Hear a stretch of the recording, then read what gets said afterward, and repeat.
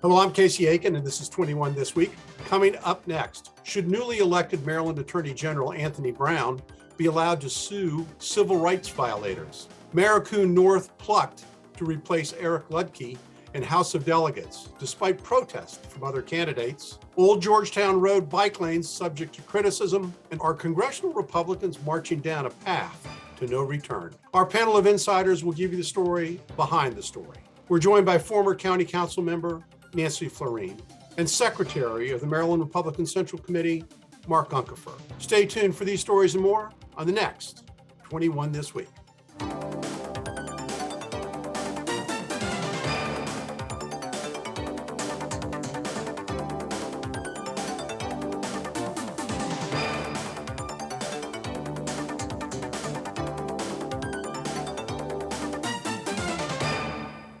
The unusual process employed in Maryland for filing a vacancy in the House of Delegates often seems like a personality contest. And it was on display this week when the Montgomery County Democratic Central Committee voted Tuesday to fill the vacancy created when District 14 delegate Eric Luedtke resigned to become Governor Wes Moore's legislative director. Nancy, according to Ballotpedia, that's a mouthful. Some states allow the governor or a political party, a legislative chamber, or county board to appoint a replacement, while other states require a special election. Some 25 states fill vacancies in their state legislatures through special elections, 22 through appointments, and Maryland is one of the latter. So instead of appointing Tom Smith, who finished fourth in the primary last June, I guess, the Montgomery County Central Committee appointed Bernice Mireku-North, an attorney that had run unsuccessfully for Montgomery County State's attorney in the primary. Is this the best way to fill a vacancy? Well, they would say they made huge strides. Typically, the Democratic Central Committee appoints one of their own to whatever vacancy presents itself. So this was a huge step forward for them to not appoint one of their own. So, I mean, baby steps here. Is it great? Well, what ticks me off is that people decide, they're not going to run, or really, they don't really mean to run for re-election, or they will get elected, and for whatever reason, they resign immediately to ensure that the Democratic Central Committee can pick someone. That's what I personally find annoying. So I wish we had a special election of some sort. Remember, the governor will take the recommendation of the Central Committee. And from their perspective, they've become liberal. There are always going to be winners and losers in these cases. But from their perspective, they've reached out to the community. So take it as you will. When we've had vacancies on the county council, we've filled those through special elections. Yeah, wouldn't that be the better method? I would agree. It's expensive, and you don't get your personal friend elected. That's the thing. It's all politics. Let's agree. Relationships, and it's that's how you get things done politically. Mark, so I want to. Nancy says it's we've taken a baby step out of the smoke-filled room where party bosses made the decision, but we're not really quite out of that process, are we? Casey, we don't have in either party smoke-filled rooms in Montgomery County. We haven't for years. So it would, just to be clear about that. No, I mean, listen, the downside of having special elections, though, is that they tend to be extraordinarily low turnout events. And you have the primary and then the general election and what have you. So I'm not sure if you're not better off having members of the Central Committee who are in fact elected. And this is, I think, to be one of their responsibilities during the course of their 4-year term, is maybe a better system, and a broader system to get fuller participation on that. I agree with Nancy that the tendency of her central committees to pick one of their own can be obviously how shall I say, use the word problematic. But I think there really is downside. I was interested in the research you did that it's roughly 50-50 among the countries within across the country as to. But here's the countervailing point here. Sure. And I mean, we don't have vape-filled rooms either than smoke-filled rooms. Maybe we should. We could use one sometimes. I don't know either Tom Smith or Mireku-North, but the voters at least had a chance and an opportunity to hear what Tom Smith wanted to do as a delegate. We don't know what the priorities of Mireku-North are as a delegate. We know what she wanted to do as, as state's attorney, but we really don't know anything about her. I think the voters should be allowed to have the opportunity, not the insiders on this. And you see, my brilliance led you to silence. Well, again, it's costly and it's difficult for people to generate a whole campaign in a short period of time to satisfy the rules, particularly when the legislature is just going into session. So it's a very hard situation. They both ran this past year for a primary. I mean, Yeah, not without means of putting together a campaign. It's all about getting a rules change out of Annapolis. Yeah, well, that won't happen. So anyway, let's go on to our next topic, which this was an intriguing one for me because it was, I hadn't thought about the expanding the powers of our Attorney General here in Maryland, but Attorney General Anthony Brown, the first African-American to hold the post, is asking the General Assembly to pass legislation to enable him to sue companies and individuals who violate federal or state civil rights laws. Mark, presently, Maryland law allows a person to file a discrimination complaint with the Maryland Civil Rights Commission or the Maryland Equal Opportunity Commission.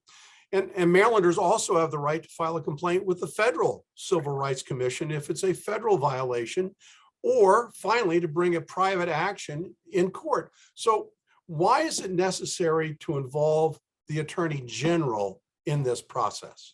Well, I'm not quite sure about the details, but I'm surmising in the examples that you gave, there's a specific aggrieved party. So somebody with a complaint can raise an issue through a variety of forums about specific discrimination. Maybe I'm wrong, but I think what Brown is proposing is that he'd be able, on behalf of the Attorney General's office, on behalf of the state, to bring a cause of action independent of having a specific or aggrieved party. In other words, just simply file a complaint where there's not necessarily already a class or a group, an individual or class that's been identified. I'm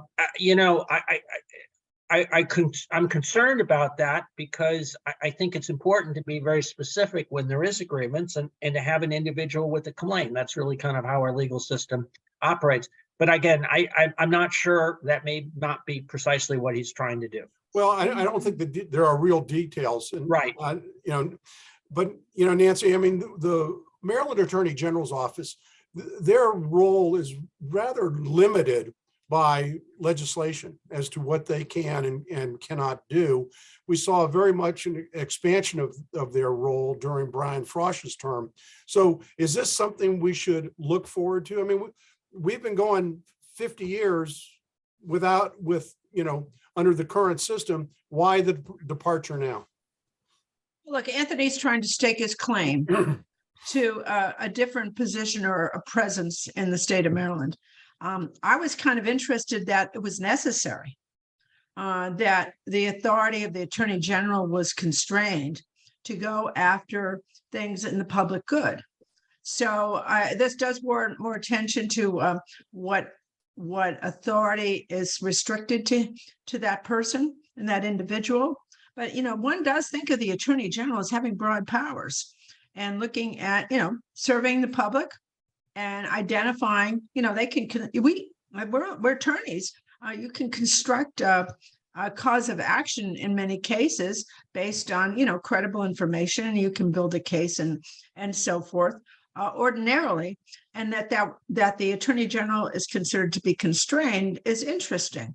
And so if there's legislation to be had, we'll have a chance to chew it over later on. Right. Well, you're absolutely right. I mean, the bill usually takes a while to get through the legislature here in Maryland anyway, but it'll be interesting to see. I think the fear that I have is that there will be fishing expeditions and against businesses, and without a complainant.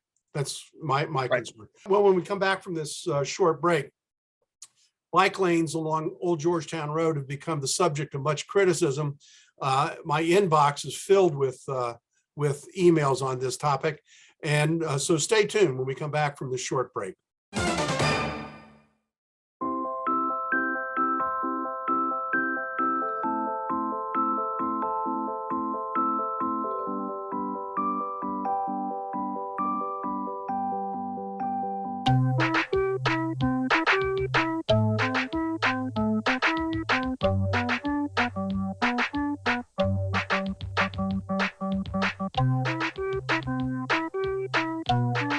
Start a story. Adopt at theshelterpetproject.org. Give me a hand with that. Oh, thank you. Did you see anyone's brought this? Did you lose this? Thanks for helping us. No problem. Is this your bird? You're welcome. We'd do anything for kids. Yet 1 in 5 children in the U.S. struggle with hunger. Help end childhood hunger near you. Learn how at feedingamerica.org. And welcome back. Montgomery County's privileged position next to the Hall of Government Power allows us to have a vested interest in the comings and goings of Congress. And this week, at least the past 3 days, we've seen the democracy in action.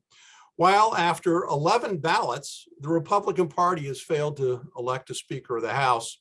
Mark, many think that the failure to elect a Speaker is now, kind of a national disgrace and shows that the Republican Party doesn't know how to govern. What say you? Well, it's interesting. This phenomena of having trouble of electing a speaker has occurred in a lot of state houses over the years, and most recently in Pennsylvania. And what happened was this was a cross-party coalition came together to elect a speaker. So in the Pennsylvania example earlier this week, a Democrat who there's some question because of vacancies, which party controls Pennsylvania House, but basically a Democrat became an independent and with Republican and Democratic votes was elected speaker. In Maryland, we had something of a similar circumstance with the election of the last speaker, not this year, but a number of years ago. So I will confess the long-winded response to say I'm surprised that there hasn't been more of a move to reach a compromise candidate across party lines. There had been some suggestion, for example, that Fred Upton, who has retired, would be a possibility that may get some bipartisan choice there. Well, that's interesting. As I told one of my friends who said that, who put forth a different name, Republican congressman from North Carolina, right. I said, the Democrats are not going to help the Republicans get out of this mess. Well, but it's interesting. Again, looking at, I understand the optics back and forth about that. But that said, you look at looking at state legislatures around the country where this has happened. Actually, the minority party has considerable incentives to work across party lines. And again, it only takes, I guess, depending on how you count with vacancies, 5 or 6 Republicans and the Democrats to pick a choice. So again, what that then obviously then does is flip the leverage in the discussion, since those 20 holdouts need to kind of wonder what happens where they're left out. You've done a great job, Mark. But I will point out that on the 11th ballot, Mr. McCarthy did receive 1 Democratic vote. Nancy, you've always been an independent in your legislative career, so it's I'm kind of intrigued as to what your perspective on all of this is. The 20 renegades, at least ostensibly, claim they're trying to bring back regular order to the House of Representatives, as opposed to a rubber stamp from the leadership office. What's your view on this? Well, you guys, talk about bipartisanship. That went away a long time ago. And it's your party that made that happen, if you ask me. But So reaching fine. across party lines, just BS. Thank you. It sounds good. One party control is what this is all about, and it's about nothing else. So let's be real about that. I don't think that's right, but that is the game that's played in Capitol Hill. What I think is interesting, and no one is reporting on this, is what is the argument really about? You know, the thing about Congress is they really don't do much except the budget. And nobody knows what's in the budget until it comes out. And that's where they add all these add-ons having to do with these powers and authority and this and sort of thing, this omnibus kind of bill. So that's the deal, the basket, that's the deal that they engage in. Now, I am guessing there's something in the rules about that. And the rules are what control how decisions get made and how different points of view are addressed. As you know, it's very different than how it used to be when we were, first involved in public office. Now, deals are all made in a back room. And I think what's interesting is there's no talk really about the House rules and how decisions get made. That's part of the argument that I think is on the table. There's a sort of course, I think pissing match that's going on. And I will also say that we think that Kevin McCarthy is a moderate leader is nuts, at least from the Democratic perspective. So it's an interesting behavioral situation. They'll come up with something. But what would be interesting is to follow the money and see what really is going on behind closed doors. I think that's part of what the renegade team is looking at. But nobody talks about it because there's so few of them and they're so extreme. There may be legitimate issues out there. We're not hearing about them. So, Mark, I'm going to let you have the last word because from what I hear, it is precisely what Nancy has been talking about, which are the rules regarding the budgeting and whether there should be 12 separate budgets introduced by the Congress and passed rather than an omnibus bill. But I'll let you have the last word. Well, I was going to say, first, the rules of the House have always been, for a long time, whatever the majority says. So everything, unlike the Senate, you get the numbers, you suspend the rules and do what you want. Regular order would be great to get the appropriations bills through. Unfortunately, they don't get passed, and that's why we end up with the omnibus bills. It would be, I think, preferable to have each independent bill get passed. That hasn't happened in a while, and that's why we get to the end of the year, or actually after the end of October 1st, when the new fiscal year starts, without the necessary legislation. Well, my prediction, I hope, is that by the end of the day, we're being taped on Friday. By the end of the day, we'll have a Speaker of the House so they can go on recess. I will note that the Senate, they called into session on Tuesday. They were promptly sworn in and then voted on a 3-week recess for themselves till the end of January. So we'll have to wait and see what portends for next week. But I want to change subjects because, whether you love them or you hate them, bike lanes are here to stay. And in the 3 weeks since our last program, the installation of bike lanes on Old Georgetown Road and elsewhere in Montgomery County have continued to be a source of much discussion in online chat rooms, with commentators complaining about the massive amounts of delay, and those who love them, talking about how they can't wait to ride safely down Old Georgetown Road again. So, Nancy, most of these roads where the bike lanes have propagated like wild mushrooms are state maintained roads. And so who's to blame? Is it the State Highway Administration or the County Council? My favorite whipping boy. Well, Mark Corman posted something the other day, and so did I. It's large. These are state roads. The street is a number. It's a state road.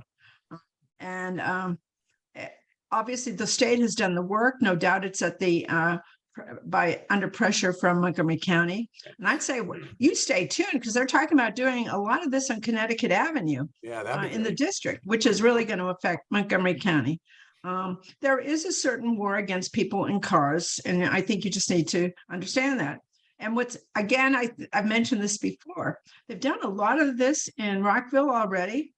North Bethesda, Silver Spring tried driving on Fenton Street. These things are here to stay, and it's a big adjustment for the folks on the other side of the county to see what's been happening on the east side. Is it right? I don't know. It's pretty wacky to me if you see, and adjustment is hard for everyone. So we'll see if it really makes a difference. There's going to be a new high school on Old Georgetown Road. And that's another thing I think they're going to worry about how kids get to school. There are two high schools within half a mile of each other, which is a little wacky in and of itself, and how we ensure the kids' safety. So there are some other factors at work here in that part of the county that no doubt are playing a role in all this. We'll see. I think it's fascinating to see the pros and cons. And of course, I hate it because it affects my daily commute. So it's a point of annoyance. But Mark, since former Governor Larry Hogan to blame for this? It's his state highway administration that put these things in. Well, this is a local government initiative that, local government makes the decision. If you look at not late, but Casey Anderson was one of the major drivers for the expansion of bike lanes across Montgomery County. Key point in all of this, and Nancy talked about it, this is basically to screw motorists to drivers. Yeah. The number of people who, quote, commute by bicycle in Montgomery County we have census data on this, is a tiny, tiny, tiny fraction of the population, about 3,000 people compared to several 100,000 people who drive otherwise. And it really is, if you're doing the kind of balance of who benefits and who loses out, there are far more losers than there are people who benefit from this. Well, one interesting observation I have, and I think about it a lot, when I was on the planning board, we required a lot of those lanes, particularly in that area. That's when they added the new access to 270 there to address congestion. Right. And the rules about congestion have been thrown out of the window now. This county has gone full circle on how we develop, how we change, and how we move. And so it's something to keep an eye on. Maybe it's just a transitory thing, such as it is, and will change by the time our grandchildren are out there. Well, people still have to get around the county. I mean, that's a fact. That's a fact of life. And I think, there's going to be a reaction from voters, maybe in the next election when it comes up. Anyway, we're running out of time. Stay tuned for parting shots when we come back from this short break. If I could go back and change it all, I would. I think I'm gonna miss you the most. I'm sorry. I'm so sorry. I'm so sorry. Or maybe it's just the little moments. If I could go back and change it all, if I could go back, I would. But I can't.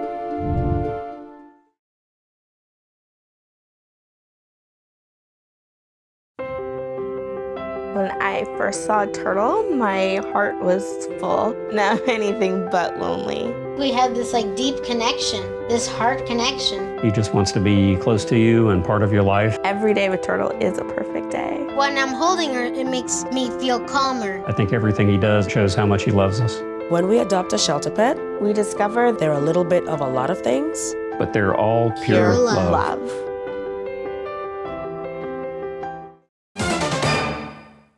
And welcome back. Now with parting shots, Nancy Floreen. I would say to everybody, Happy New Year. And I hope one of your New Year's resolutions is to stay tuned and stay engaged. There's going to be a lot happening in Montgomery County and the state as we've elected lots of new individuals to govern and make decisions on our behalf. Let's hope they're making the right ones and let them know how you feel. If you do not speak up, they're not going to hear your point of view. So don't be shy. Weigh in. And, with email these days, it's easy enough to share an opinion with elected people. They do not hear enough from our taxpayers. They just hear from the advocates, but not from regular folks. So please stay in touch. Great. That's a great thought. Participate in your government. So Mark Uncapher, your parting shot. Following up on Nancy's point, of course, we have 4 new statewide officers. We have a new incoming General Assembly. We have Larry Hogan obviously leaving office. I'd like to thank Larry Hogan for his tenure as governor. He laid out at the very beginning the idea of governing as a middle temperament. Somebody who was balanced in his approach to government. And I think he was able to follow through with that. And that was really one of the keys to his success as governor. And I would commend that balance, that moderation that he had as governor as a model for all our public officials going forward to kind of capture what Marylanders really expect from their government. Thank you, Mark. We should all be so lucky to have good governance from all of our leaders. Otherwise, if we did, this show wouldn't exist. Would be no reason for us, because we'd like to kvetch each and every week. I want to thank you for being here. I want to thank the audience for tuning in each and every week to Montgomery County's hardest hitting political talk show. For 21 this week, I'm Casey Aiken.